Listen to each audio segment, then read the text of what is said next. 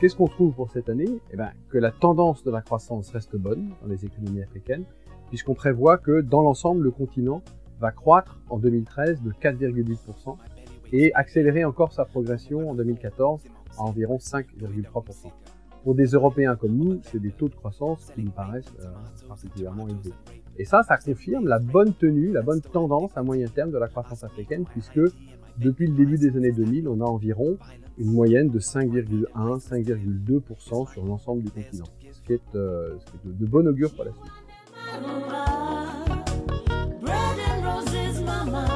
Une des bonnes nouvelles, c'est que cette croissance, elle est liée à une diversité des secteurs. Il y a bien sûr toujours le cours relativement élevé des matières premières, dont l'Afrique, bien sûr, est richement dotée, que ce soit des matières premières énergétiques, des matières premières en matière de métaux, de minéraux et des matières premières en matière agricole. La tendance reste à la hausse pour ces prix-là, et ça, c'est une bonne nouvelle pour les économies africaines qui en exportent beaucoup vers les pays de l'OCDE, vers les pays émergents. Mais il y a plus que ça, il y a également une dynamique de la demande interne qui nourrit cette croissance. D'abord parce qu'il y a un dynamisme démographique qui reste fort. On voit enfin, tout autour de ces différents secteurs, les secteurs financiers, les secteurs de l'assurance, les secteurs de la logistique, également des infrastructures, connaître dans plusieurs pays des booms assez spectaculaires. La bonne nouvelle, c'est donc que cette croissance, elle est relativement diversifiée.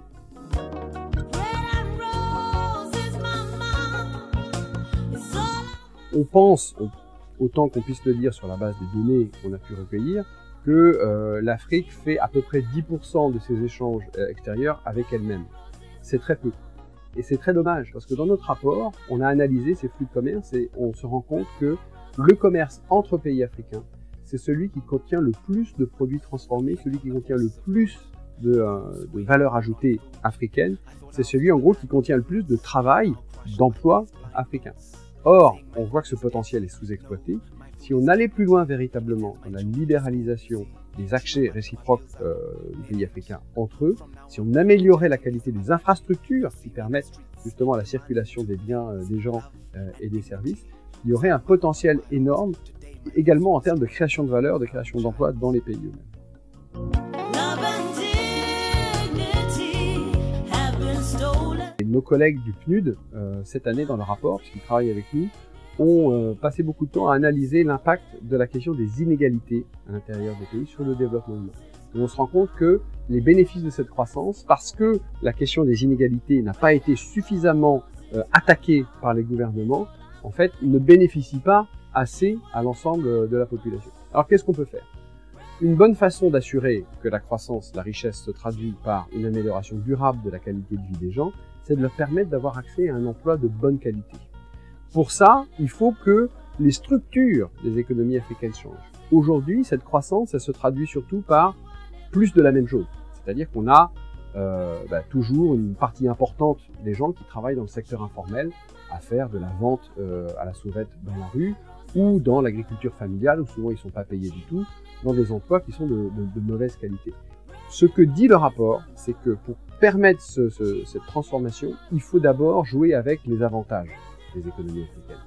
Quels sont ces avantages? Ce sont d'abord les richesses extraordinaires en matière de ressources naturelles. Encore une fois, trois choses: l'énergie, les minerais et l'agriculture.